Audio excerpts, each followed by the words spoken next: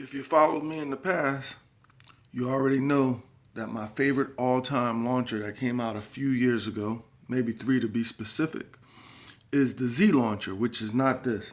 Z launcher, just like the letter Z, has a lot of zigs and zags and different angles. That's exactly what Z launcher is. You put your finger on your smartphone screen and you move it in any direction of any letter that you want, and then the apps that begin with that letter come up.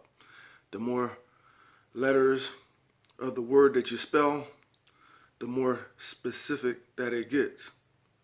For example, if I wanted to do talkaphone, if I did T, it would come up with about 8 other apps that begin with T. But if I do TAL, only talkatone will come up.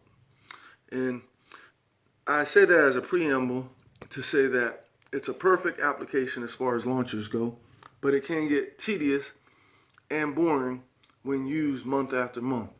So sometimes you have to have another launcher to make your phone pop and feel fresh again. Enters this application right here, or launcher per se, which is called the Modern Launcher.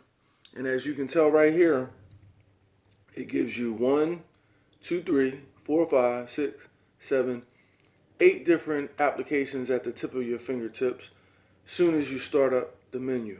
And you can set this to default.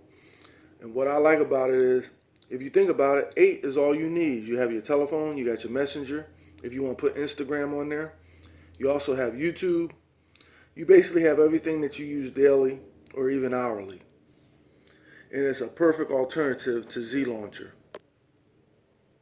Later on, I might talk about one other launcher that's very similar to this with less space. Be careful of some of these modern launchers. Some of them are going to be cumbersome and force you to have a music player that takes up 1/3 of the screen.